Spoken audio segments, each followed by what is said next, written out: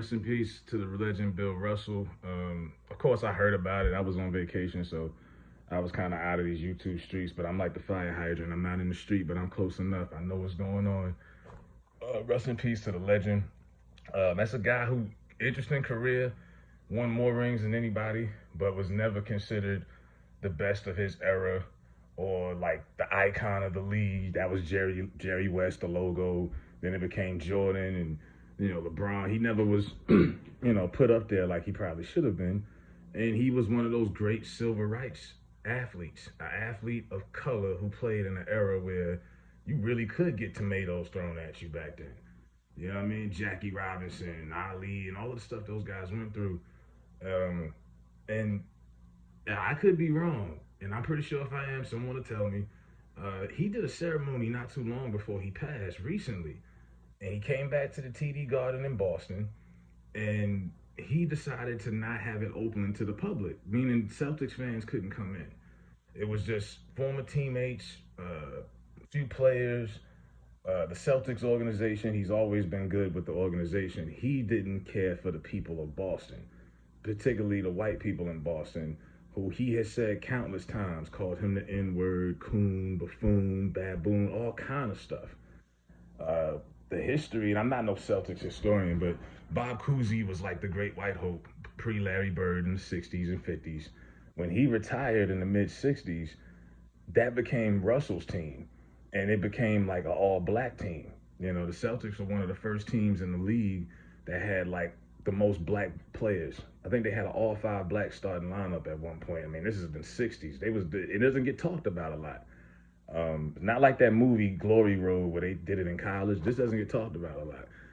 And it doesn't because people know most of those white fans stopped supporting that team once Cousy left. They stopped messing with the Celtics. You know what I mean? Boston proud.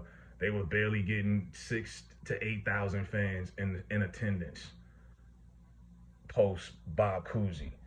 And on top of that, the people who were coming, according to Bill Russell, they were giving them a hard time. This is the franchise player saying this. Imagine what the other guys went through. You know what I mean?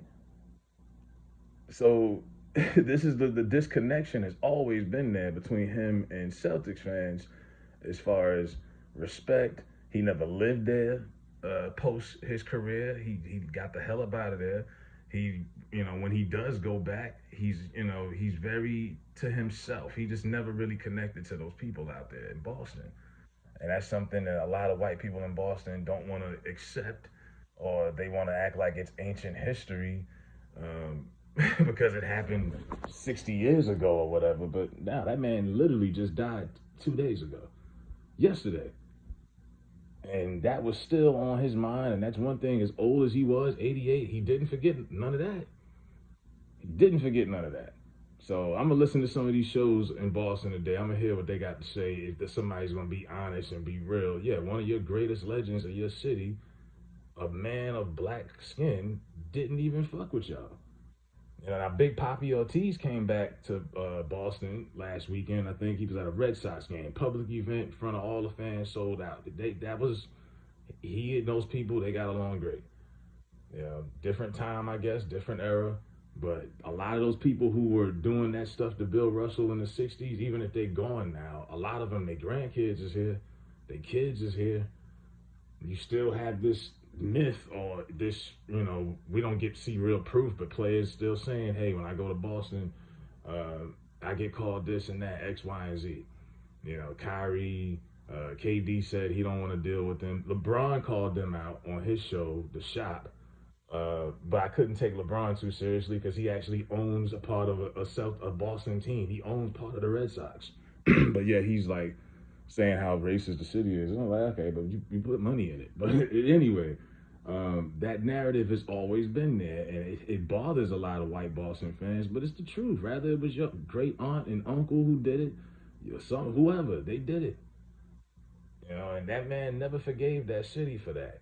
That says a lot when the guy who won the most rings comes there, does a ceremony, he's like, nope, no, I don't want public access. I don't want to deal with that.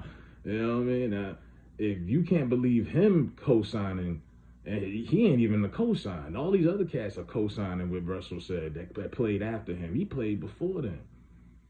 You know what I mean? You a black athlete playing in the whitest city in America, arguably, in that era and time. And that's why we always give those civil rights athletes a little bit more respect, even if the numbers say whatever. And some people say, well, those guys, they weren't that good. You know, some of them sold insurance in the off season, whatever, you know. But the shit that they put up with, man, Oscar Robertson, all of them cats, even in the 70s, you know what I mean? Dr. J and all, what them cats put up with was incredible. Because I don't think our generation was built for that, especially these players now. I mean, these players now are really, really sensitive. But imagine if we had the documentation on video back then, like we got now. All these games are being watched, and we could see some of the stuff Bill Russell was dealing with. Man, but great career, great guy. Always was cool. You know, always was one of those NBA personalities. I grew up watching because I mean, by the time I was born, he was well retired, but he was just one of those legendary guys. You didn't see him play, but you respected him. You knew he was a legend. You know what I mean? Like Dr. J and all of them. You see them all the time, dunk contest judges. You know, time is going on and everybody getting old out here. But Bill Russell lived a great life, and respect to Bill Russell and his family, NBA legend, period.